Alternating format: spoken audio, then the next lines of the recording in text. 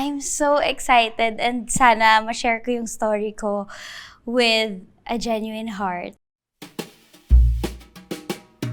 I think isa ka sa mga misunderstood. Sobra. Opo, ate. Siguro yung isa, social climber, fake friend daw ako, mga ganun. Ang hirap kasi more on situationship na lang yung mga lalaki. Ayaw na nila mag-commit. More on fun-fun na lang. Fling, fun-fun na ganyan. yan? Ang tawag po dyan, situationship. Nai-stress ako dyan sa term na yan, situationship. Yes! One night stand lang po kasi sila nung papa ko. Hindi niya alam yung nationality, age, buong pangalan. Mike lang, yung first name. So, Mike siya. So, hi po sa mga Mike dyan. Baka nandito na yung time, makikita ko yung daddy ko. Nung time na po na yun, hirap na ako kasi ayoko na. Parang gusto ko na mamatay. Sobrang suicidal na po ako nun. Tapos, naalala ko noon every night, ang dasal ko lang, Lord, pag kukunin mo na lola ko, ako magde-decide ah. And sobrang hirap yung feeling na lonely ka. Tapos wala ka masabihan lahat. Doon na nagsisingkin sa akin na ang hirap pala pag walang parents.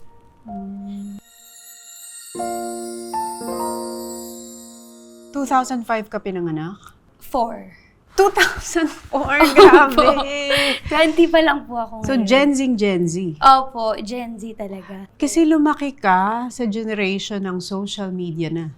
Yes, Social po. media, YouTube, may Facebook. Opo. Actually, ate, before, hindi ako ma-social media kasi super baby pa talaga ako noon. Especially nung nag-PBB. Hindi kasi ako ganun ka, alam mo yun, ma-post or very active. Lately na lang po siya nung hindi na po ako nakakakuha ng mga acting jobs. Tapos, alam mo, ang daming ganyang story nung para sa'yo, yung laking lola. Opo. Tapos, yung pagmamahal mo sa lola mo, parang pagmamahal sa tunay na ina. Yes. All this time, ang belief ko talaga, ang mama ko yung lola ko. Siya talaga So, yung 8 mama years ko. old ka nung nalaman mo ang totoong nanay mo. Yes. Tapos parang at that time, ayoko pa siya. Yung nanay mo. Tinataboy ko siya. As in, maldita ako. Ayoko. Ayoko talaga yung idea na may iba akong mama. Kasi gusto mo yung lola mo lang. Yes. Tapos may time pa nun na remember ko na yung lola ko sa sobrang kagustuhan niya maging okay kami nung mama ko, lumipat po kami sa Pampanga. Doon po ako nag-aral ng grade 5 and 6. Tinry niyang maging close kami, tinry niyang mag-work yung bond namin, pero in a way, hindi talaga ate. Parang hanggang doon na lang talaga yung closeness namin. Though, wala naman kaming bad blood, wala naman kaming anything na hatred. Parang it's just that hindi na lang talaga siya nag-work. Paano kinuwento sa iyo ng lola mo yung story ng nanay mo? Paano ka nabuo? Ang kwento niya is, nabuntis po yung mama ko since nagtatrabaho siya sa bar sa Pampanga. Since uso po yung bar nun sa Angeles before. Tapos nung nabuntis na po siya, syempre umuwi po siya sa amin sa Manila kasi laking QC po talaga ako. Namin niya sa lola ko and then yung lola ko na yung nagsabi na, sige, alagaan natin kung walang dad, walang tatay. Ako yung tatay habang ikaw nagtatrabaho ka sa Pampanga. Hanggang sa na-inlove na lang talaga sa akin yung lola ko. Ako na po talaga yung inalagaan niya, hindi na po talaga niya ako binigay sa mama ko kasi at the time po yung mama ko nagkaroon na rin po siya ng asawa. So nagkaroon na rin po ako ng mga kapatid dun sa bago niya pong asawa. Eh di, ang bata pa ng nanay mo, no? Nung nabuntis. Opo, bata pa po siya. Around 24, mga ganyan po. 24. Ang nakabuntis sa kanya, kilala niya? Hindi po. Actually, yun yung kwento ko ate sa PBB. One night stand lang po kasi sila nung papa ko. Di niya alam yung nationality, age, buong pangalan. Pero foreigner. Kasi mukha kang foreigner. Opo, foreigner siya. Pero Di niya alam pangalan, kahit pangalan. Mike lang, yung first name. So, Mike siya. So, hi po sa mga Mike dyan. Baka nandito na yung time, makikita ko yung daddy ko. So, yun lang alam mo sa Opo. papa mo. Kahit picture wala. Wala. Kahit last name wala. Wala. As in nationality, age, hindi ko alam. So, nalaman mo lang yung story na yan na foreigner ang tatay mo. Ilang taong ka? 11? Mga ganyang edad na ako, ate. Pero growing up, alam ko na po na may lahi ako kasi iba yung tingin sa akin ng mga tao, iba yung itsura ko sa kanila. Pero parang nag-make sense lang po siya sa akin nung tumatanda na ako. Eh, di ba 20 years old ka ngayon? Pag nagmamature ka in life, tapos babalikan mo nung kabataan ka, doon mo lang marirealize, ay, mahirap pala kami noon. Yes, totoo yan. Doon mo lang makikita yung difference ng, teka, hindi ko na-experience to noon ah. So, pagbabalikan mo, paano mo masasabi na mahirap pala kami nun? Nagsa-struggle pala yung lola ko nun. Ang galing rin kasi ng lola ko, Ate Tones, kasi kahit sobrang hirap namin nun, hindi niya pinaramdam sa akin yun. As in, never ako nawalan ng baon. Everyday may pagkain ako, kahit siya wala siyang kinakain. Pero hindi mo alam yun? Hindi ko alam at that time na mahirap pala kami. Bata pa lang po kasi ako kung ano-ano na pinasok ng lola ko. Nagpapayong siya, nagtitinda siya ng payong, titinda siya ng kandila, lahat para lang masupport ako. Tapos nung tumatanda na ako, syempre lumalaki na yung gastusin, high school na po ako noon, papag-tricyclein niya ako papunta ng school. Hindi siya sumasabay sa akin. Sasabihin niya magwo-walking siya, maglalakad lang siya, exercise. Not until nakita po siya ng isang kaklase ko na nangangalakal. Kinukuha niya yung mga basura, mga water bottles, ayan. Tapos, nabully ako, ate. Parang sinabi nila na, uy, nakita ko yung lola mo nangangalakal pala dun sa North EDSA. So, umuwi ako. Pag uwi ko, nagalit ako, ate. Ano ba yan, ma? Bakit ka ba nangangalakal? Pero parang galing yun sa puso ko na nasasaktan ako for her. Hindi yun dahil galit ako na ginagawa niya yun para sa akin. At that time, dun na ako namulat na sobrang hirap pala talaga namin para gawin niya yung ganun. Para maitaguyod ka. Kaya grabe pagmamahal mo dun sa lola mo. Sobra po. Actually, yun na yung parang turning point ko na kailangan ko na talaga may gawin. Doon na rin ako, ate, nag-decide na pumasok po sa PBB. Kasi at that time, 50-50 po siya, may sakit na siya. Nabubulag na siya. Yun na yung time na parang kala ko mawawala na siya sa akin. Tapos sabi ko, what if mag-audition ako sa PBB? So ate, nag-audition ako sa PBB kahit wala akong pera, nag-commute lang kami. 2 a.m. pa lang, nandun na ako sa Araneta para lang makipagsapalaran sa PBB. Tapos sobrang dami pong tao. Tapos hindi ko na-expect na makakapasok ako. Pero nung pumasok ka, na-evict ka din, di ba? Pang third evictive po ako, so 3rd weeks pa lang na-evict na ako. Eh di sobrang broken-hearted ng lola mo nung na-evict ka. Actually, kahit nung nasa loob pa lang ako, ate, may mga pictures na hawak niya yung banner ko, tas lagi siyang umiiyak. Kinikwento po ng family namin na nung nababash ako, iyak siya ng iyak, gusto niya na akong palabasin, ayaw na niya. Pero sumusupport pa rin siya sa akin. Pumupunta po siya doon every week, doon sa tapat ng PBB house, kahit sobrang tanda na po niya. So nung paglabas ko, parang lalo ako nagka-fuel na gusto ko talaga gawin lahat para sa kanya. Tapos nagawa mo yun until 2021. Opo, 2021. Doon na po siya nagkaroon ng sakit. So, paano yon nung ikaw nang nagtatrabaho? Kasi di ba nilaban ka ng lola mo, kumayod siya para sa'yo. Tapos paglabas mo ng PBB, dinala mo na sa sarili mo na ako naman na magtataguyod sa lola ko. At that time, ate, dahan-dahan pa lang muna siya. So, nag-iipon kami, yung mga sahod ko, lahat napupunta sa bangko.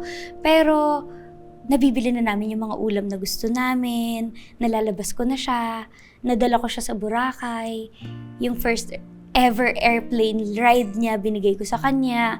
Ang sarap sa feeling, no? Opo.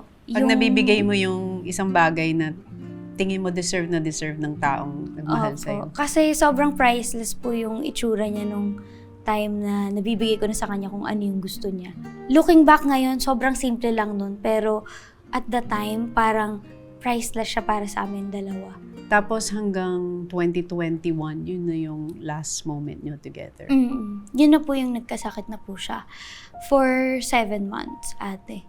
Ano naging sakit ng lola mo? Emphysema po, lung cancer.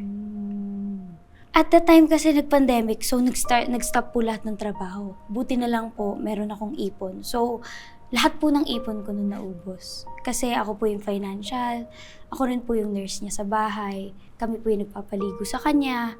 Paano yung last moment nyo together? Actually, yun yung hindi ko makakalimutan. And doon ko rin na-prove na totoo pala talaga si Lord. Kasi bata pa lang ako, ate, parang sobrang tinuturuan ako ng lola ko magdasal. Dinadala niya ako kung saan-saang church, Quiapo, Baclaran. So madasalin talaga ako. Tapos naalala ko noon every night, ang dasal ko lang, Lord, pag kukunin mo na lola ko, ako magde-decide . Sana sa akin manggaling, huwag mo siya kukunin ng bigla lang. Tapos nung time na lumalala na yung condition niya, sa buong 7 months na yun. That day na nawala siya ate, umaga yun 6 a.m. So pinakain ko siya, after namin mag-mask, nebulizer ko siya, mayroon pa akong video nun, tapos humiga na kami. Tapos ako kasi ayoko matulog kasi gusto ko babantayan ko lang siya. Hanggang sasabi niya, sige na matulog ka na. Matulog ka na. Sabi ko, ayoko pa matulog. Sige na matulog ka na. Sabi ko, sige, dasal tayo. So nag-pray po kami. Hindi ko alam ate, pero for some reason, lumabas na lang sa bibig ko nun na, Lord, okay na ako. Parang, ayoko na siya mahirapan. Sige, siguro, ito na yung time na nilalet go ko na siya. Gumanon na po ako. Tapos, Yun ang prayer mo, naririnig ng lola mo. nag-amen siya. Gusto na niya Kasi, Hirap na. although 7 months ate, gusto na niya talaga. Parang ako lang yung iniisip niya. Ako lang yung hinihintay niya na i-let go na siya. So sabi ko na sige na, okay na po ako. Parang ayoko na siya mahirapan. Parang I'll just take her pain. Basta makarest na siya, ako na yung bahala sa akin. Kung paano ko i-deal to, paano ako mag-heal dito. And ate, best believe, 10 a.m. wala na siya. So yung kung ano yung pinipray ko throughout my life, nakinig sa akin si Lord. Ang galing, no? Parang sobrang miracle talaga siya. Kasi yun lang yung prayer ko. Sana, Lord, ako magde-decide kung kailan mo na siya kukunin sa akin. Pero kahit na nilet go mo ng lola mo, pag nakita mong right then and there, wala na. Iba yung pag-sink in nun. Opo, Ito yung tumayo yung nanay, tatay sa akin hanggang nilaban ako pag artista ko lahat. Ito lahat. So nung nawala yung parang pinaka-anchor at saka yung main reason kung bakit ka nagsisikap sa buhay, talagang parang nawalan na po ako ng meaning at that time. Parang nawalan na ako ng purpose. Parang wala na akong gana sa lahat ng ginagawa ko. Kasi lahat talaga ng ginagawa ko para sa kanya. So, nung time na po na yun, hirap na ako kasi ayoko na. Parang gusto ko na mamatay. Sobrang suicidal na po ako nun. Parang, sabi ko, hindi ako iiyak dito. hindi nga, suicidal ka. As in, gusto mo na tapusin lahat. Ayoko na. Sobrang pagod na po ako. Grabe, no? Para maramdaman mo yun. Pagod na ako at 17 years old. Opo. Kasi parang at the time, wala na akong pera. Naubos lahat sa hospital bills. Hindi ko alam paano ako magsa-start ulit. Wala na akong kasama. Alone ako everyday. And sobrang hirap yung feeling na lonely ka. Tapos wala kang masabihan lahat. Doon na nagsisink-in sa akin na ang hirap pala pag walang parents. Tapos buong buhay ko po kasi never akong nagkaroon ng feeling na naiingit ako sa mga taong may buo yung pamilya. Never. Kasi parang sa akin yung lola ko, 3-in-1 siya Buo na. Nanay, tatay, binuo niya ako. So, nung nawala siya, parang buo rin nawala lahat sa akin. So, hindi ko na alam kung... Paano magsisimula? Yes po. O, paano ka nagsimula? Social media po, yung nag-save sa akin at the time. Doon na po ako namulat, doon na po ako naging active. At that time, uso po yung mga live streams kasi pandemic pa. So, ginawa mo? So, ginawa ko po yun hanggang makaipon lang ako. Tapos, nag-condo po ako that time. Yung pinakamurang condo lang na pwede kong mahanap para lang po may bahay ako. Kung saan ako magsa-start mag-video. Tapos, habang lumalaki Lahat kasi... yan ginawa mo at 17? Opo, 7. Grabe. Dumiskarte ka mag-isa sa buhay mo at 17. Opo. Tapos at the time, hindi ko pa alam kung paano ba yung nag-work yung social media. Ano ba yung pwede kong maging trabaho dito. Hindi ko alam kung ano ba, meron bang katuturan tong pinaggagawa ko. Hanggang sa wala, nag-share lang ako ng mga makeup videos. Hanggang sa nag-trending siya. Nakakita ka ng means para makabangon uli, mag-start uli, nag-social media ka. Opo. Sabi mo, it save you. But social media can also break you in many ways. Yes, ate. Kung hindi mo alam kung paano siya gagamitin, di ba? Opo. Pwede ka rin ma-depress, pwede kang kainin ng mga opinion ng tao. Opo. Di ba? Kasi, I think, isa ka sa mga misunderstood. Sobra. Opo, ate. Ang pinaka-misconception sa'yo ay, Siguro yung isa, social climber, yung yan lang yung pinakabago. Oh. Yung second is siguro fake. Ayan, fake friend daw ako, mga ganun. Paano mo hina-handle yun? Actually, dati ate, parang sobrang affected pa ako. Kasi nakakainis eh. Pagkakilala mo yung sarili mo na hindi ka ganun, tapos fini-frame ka as ganun ka, yung ganun yung tingin nila sa'yo, tapos sasabihin nila sa'yo na parang kilalang kilala ka na nila. Parang ang hirap for me. Pero nung na-realize ko na hindi naman nila ako kilala eh. And natutunan ko na paano i-separate yung normal life and personal life ko sa social media. Ha? At as a Gen Z, alam mo na yun. Actually, ikaw yung ginaya ko. Aba, ako pa pala ang napagayahan. Ano bang nagaya mo sa akin? Kasi ate, nung sa PBB pa lang, parang na-meet kita doon, nasa dressing room mo ko, tapos mag-aayos ka. Feel ko hindi mo na ito maaalala. Hindi na. Pero, nun, pagpasok mo, tahimik ka lang. Tapos, nagbasa ka lang ng libro, tapos umalis na ako, sabi ko, bye po, sabi mo, bye. Kalmado ka lang. Tapos parang tumatagal na realize ko, kaya pala ganun yung mga artista, no? Kapag off-cam, tahimik lang sila, may sarili silang mundo. Kasi kailangan pala talaga, pinipreserve mo yung energy mo pag magtatrabaho ka na. Doon ko yun na-realize, ate, na kailangan kilala mo pa rin yung sarili mo. Don't share too much of yourself to other people. Kasi they might think na meron silang kakayahan na sabihin kung ano yung mga ganito dapat mong gawin. Pero at the same time, I can't blame them eh. Kasi parang yun yung napapanood nila. So baka yun din yung iniisip nila. So sa akin, pinipili ko na kung ano yung pagbibigyan ko ng pansin and sa hindi. Yung energy mo talaga sa heart mo, kung kanino mo ibibigay yon, dapat importante siya. And yung mga ganun po kasing klase ng tao, ayoko na sila bigyan ng pansin. Kasi the more binibigyan mo ng pansin, the more sila mag-aano sa'yo, the more sila may masasabi sa'yo. Yung sasabihin mo, iti-turn nila sa masama, ganun. Parang wala kang takas, ate. Ano naman yung sa ABCD girls? Okay, unahin natin yung ABC. A, Andrea, B, Bea, Bea, C, Criza, Criza, and then Danica. Danica. Anong nangyari sa ABCD? Kadenang ginto pa lang kasi ate, super close na po talaga kami. So Oh. parang nag-decide kami na tara, gawa tayo ng group, video tayo. At Ayan. first, ano lang siya, joke lang siya, parang tara lang, video lang tayo. Tapos nagustuhan ng mga tao, so lagi na nilang pinapanood. So lagi naman kami nagko-content. Since lagi rin po talaga kami magkakasama. Friends po kasi talaga kami in real life. Hindi lang po siya for content. Oh, so ano na nangyari ngayon? Friends pa rin in real life? Friends pa rin naman po kami. Hindi ko na po masasabing as close as before, pero okay naman po kami. Siguro may mga ganun lang po talagang friendship na it's not meant to last. And It's not meant to last.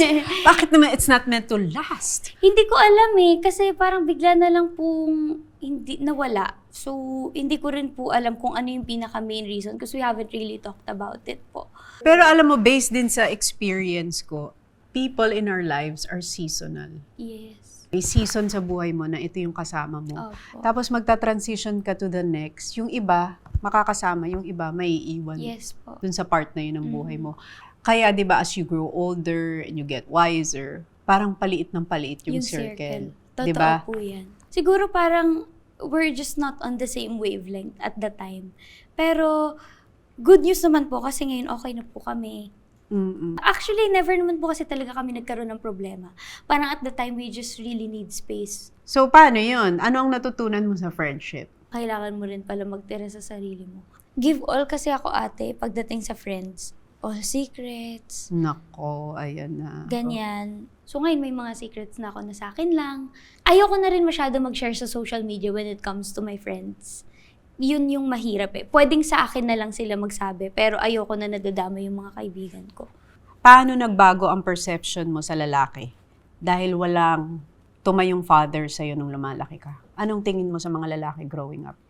Nahihirapan talaga ako mag-trust po sa mga guys, sa mga lalaki. Kasi natatakot ako ate na magkaroon ng broken family. Natatakot ako na mag-trust tapos ang ending mawawala lang. So yun po. Walang mommy, daddy, yung unit ng family, hindi naging parang normal yun sa'yo growing up. Opo. So makaka-affect yun how you view relationships, how you view men. Like, ano ang hinahanap mo sa isang lalaki? Mm. Ano ang boundaries mo? Ano ang love para sa'yo? yun yung mahirap kasi never ako nagkaroon ng lalaki sa buhay ko. Puro lang babae. Yung lola ko, mga tita ko, yun lang po talaga. I mean, nagkakaroon naman po ako ng mga fling, ganyan, pero hindi siya. Nagkakaroon ako mga fling. Pero Okay, fling lang to. Hindi Okay. naman po siya something super, super serious. Yun, pero yung tingin ko po sa mga lalaki ngayon, you really have to be careful eh. Kasi lalo na ngayon, ang hirap kasi more on situationship na lang yung mga lalaki. Ayaw na nila mag-commit.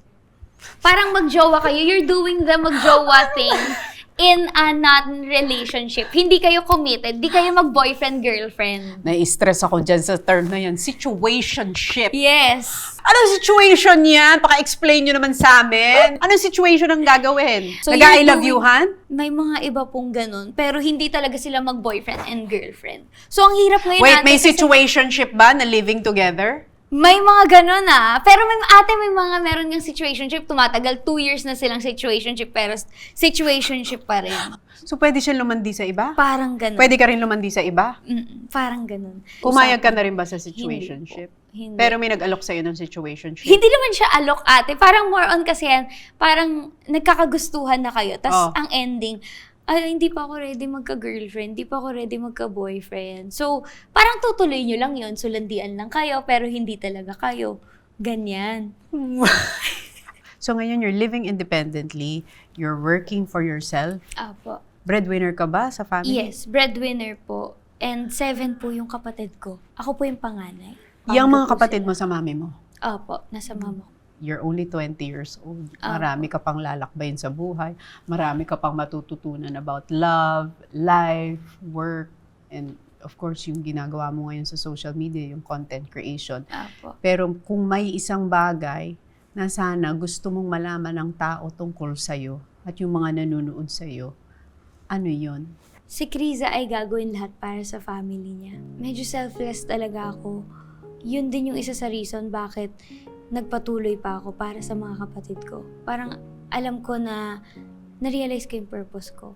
Na I wasn't here because of myself. I'm here because of my kapatid. Kasi imagine they're brought in this world na sobrang hirap tapos wala silang pera, walang nagpapaaral sa kanila. So, yun rin yung feeling ko bakit ako sobrang blessed ngayon and bakit ako binibigyan ng napakaraming opportunities. Kasi alam ko na hindi yun para sa akin, para sa amin yun ng mga kapatid ko.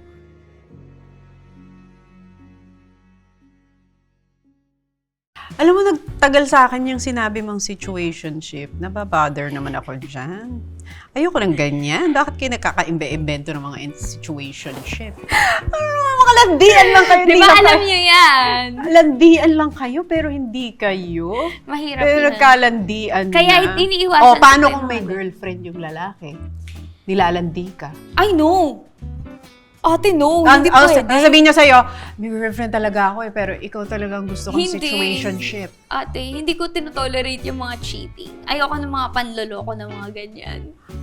Ako, in every generation, cheating is never tolerable. Kung sino po yung loyal, yun yung talo. So, mahirap. So ngayon, wala kang boyfriend, single. Wala. Single. Huwag kang papayag ng situationship. Ay, ate, Ano ba yan? hindi ko gusto yung mga ganun. Ah. Maganda ako eh. Ah, Ayoko ng Of ganyan. course, talaga. Pang girlfriend ka dapat. Tama.